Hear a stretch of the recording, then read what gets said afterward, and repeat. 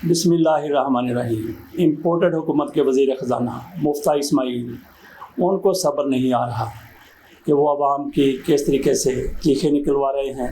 ये वही बंदा है जिसने कहा था कि पाकिस्तान में पेट्रोल 70 रुपये लीटर होना चाहिए, लेकिन जब ये ख़ुद वज़ीर ख़ज़ाना बना तो इनकी तरफ से फौरी तौर पर पेट्रोल की कीमतों में थोड़े से वक्फे के दौरान 60 रुपये लीटर का इजाफ़ा कर दिया गया, और वो कीमत जो इमरान खान के दौर में 150 के करीब थी 210 रुपये हो गई। इमरान खान किस तरीके से पेट्रोलियम की कीमतों को मैनेज कर रहे थे, ये क्यों नहीं कर सकते? ये इनकी सरासर नाअहली है, नालायकी है। इनकी तरफ से इनकी नालायकी और नाअहली की भेंट हमारे लोग चढ़ रहे हैं। इनमें किसी किस्म की इंसानियत नहीं है कि लोग किस तरीके से तड़प रहे हैं। महज इनकी नाअहली की वजह से लोगों को इस अज़ाब का सामना करना पड़ रहा है। मैं समझता हूँ कि ये कहना बिल्कुल गलत है कि ये लोग IMF के एजेंट हैं। कतई तौर पे ये IMF के एजेंट नहीं हो सकते। ये लोग शैतान के चेले हैं, शैतान के शागिर्द हैं, शैतान के एजेंट हैं, जिनके नज़दीक इंसानियत की और इंसानों की कोई कदर नहीं होती। इसके बाद हम आ जाते हैं पंजाब हुकूमत जो बजट पेश करना चाहती थी। हमजा शहबाज शरीफ बजट पेश करना चाहते थे, लेकिन परवेज़ इलाही स्पीकर पंजाब असम्बली वो इसके आड़े आ गए। इसके बाद इन लोगों की तरफ से वही रवैया इख्तियार किया गया कि आइन शिकनी हो गई, आइन शिकनी हो गई। आइन शिकनी की गिरदान को इन लोगों ने मासी का बेड़ा बना लिया है। जब भी कोई बात होती है, डिप्टी स्पीकर की तरफ से रूलिंग आती है तो वो आइन शिकनी हो गई। सदर की तरफ से कहा जाता है कि हलफ नहीं लिया जाएगा, वो आइन शिकनी हो गई। गवर्नर की तरफ से कहा जाता है कि मैं हलफ नहीं लूँगा, वो आइन शिकनी हो गई। और ख़ुद ये लोग हमजा शहबाज इंसान शिकनी का काम करते हैं, तो उस वक्त इनको किसी चीज़ की परवाह नहीं होती। उस वक्त कोई आइन शिकनी नहीं होती, क्योंकि वो इंसान शिकनी है। इनके डसे हुए लोग आज भी जेलों में पड़े हुए हैं, अस्पतालों में पड़े हुए हैं।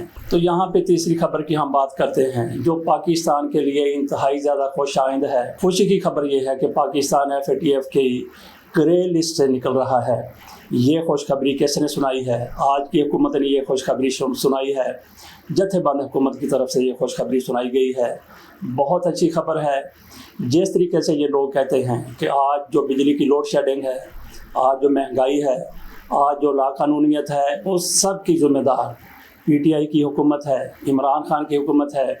मान लेते हैं इनकी बात, और उनके जानने वाले, इनके चाहने वाले, इनके हामी ये वावेला कर रहे हैं, प्रोपेगेंडा कर रहे हैं, मान लेते हैं।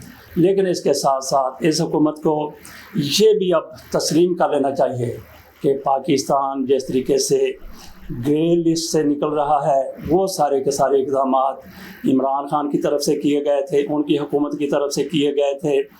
क्या इन लोगों में इतना हौसला है कि पाकिस्तान जिस तरीके से ग्रे लिस्ट से निकल रहा है, इमरान खान को, उनकी हुकूमत को अप्रिशिएट कर सके? लेकिन ये जथादार हुकूमत मुनाफिकों की हुकूमत है, इम्पोर्टेड हुकूमत है। इमरान खान की किसी भी अच्छाई को ये अपना तो लेंगे, लेकिन उसकी तारीफ़ नहीं करेंगे, उसका एतराफ़ नहीं करेंगे। इसके बाद हम बात कर लेते हैं पाकिस्तान के वकला ग्रुप के एक बहुत बड़े हेड हामिद खान साहब दोबारा तहरीक इंसाफ में शामिल हो गए हैं। उन्होंने इमरान खान के साथ मुलाकात की है और इकट्ठे चलने का एक बार फिर यकीन दिलाया है। ये वही हामिद खान साहब हैं जिनको इमरान खान ने ख्वाजा साद रफ़ीक के मुकाबले में टिकट दिया था और पूरी तवानाइयाँ इनको जिताने के लिए इस्तेमाल कर दी थी, और इसी सीट पर धांधली भी हो गई थी। लेकिन फिर ऐसा मौका आया, इमरान खान का बहुत ज़्यादा एतमाद का साथी हामिद खान कुछ लोगों की बातों में आकर तहरीक इंसाफ को छोड़ गया और मुखालिफ कैंप में चला गया। अब तक ये मुखालिफ कैंप में इमरान खान की मुखालफत करते रहे हैं, लेकिन वहाँ पे जाकर शायद इनको अपनी औकात का पता चल गया और उन्होंने एक बार फिर इमरान खान का साथ देने का अहद किया है। मैं समझता हूँ कि मौज है दरिया में और बैरून दरिया कुछ नहीं। हामिद खान जैसे लोगों की इज़्ज़त उनकी अपनी पार्टी ही में हो सकती है। अब इमरान खान के साथ मिलकर वो देखते हैं कि आगे क्या कानूनी इक़दाम करते हैं, क्या करते हैं। बहरहाल इससे एक तो हामिद खान साहब उस दरिया में आ गए हैं जिस दरिया में मौज लहरें लेती हुई नज़र आती है, और दूसरे तहरीक इंसाफ का वकीलों वाला विंग, वो भी बहुत ज़्यादा मजबूत हो जाएगा अहमद ख़ान के इस तरह आने से। और एक ख़बर ये भी ले लीजिए कि मौलाना शिरानी साहब वो इमरान ख़ान के इत्तेहादी बन गए हैं। इससे सबसे ज़्यादा तकलीफ़ मौलाना फजलुर रहमान को होगी, और मौलाना फजलुर रहमान से भी ज़्यादा तिल मिला रहे होंगे मुस्लिम लीग नून वाले, क्योंकि उनको मौलाना फजलुर रहमान के मदरसों के बच्चों का रेंट क्राउड मिल जाता था। अब वो क्राउड तकसीम हो गया है। मौलाना शिरानी साहब वो इमरान ख़ान पर क्यों फ़िदा हो गए? सिर्फ़ इसलिए कि इमरान ख़ान इस्लामोफोबिया की बात करते हैं। रहमतुल्लिल आलमीन अथॉरिटी उनकी तरफ से बनाई गई है, और आलमी सतह पर नामूस रिसालत के लिए इमरान ख़ान के कारनामे, कमालात और कामयाबियाँ मिसाली हैं।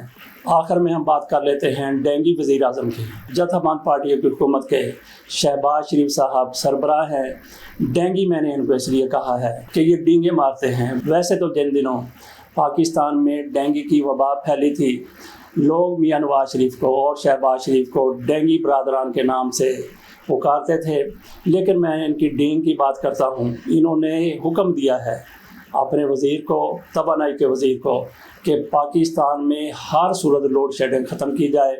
ये डींग नहीं तो और क्या है। और किसको हुक्म दे रहे हैं? तवानाई के वज़ीर खुर्रम दस्तगीर को। खुर्रम दस्तगीर को ये हुक्म दे रहे हैं कि अपनी तवानाइयाँ इस्तेमाल करें पाकिस्तान में लोड शेडिंग के ख़ात्मे के लिए। तो फिर आप खुर्रम दस्तगीर को कोहलू के आगे जोड़ दें, बेलने के आगे जोत दें, या इनके पीछे हल बांध दें ताकि ये भाग सके।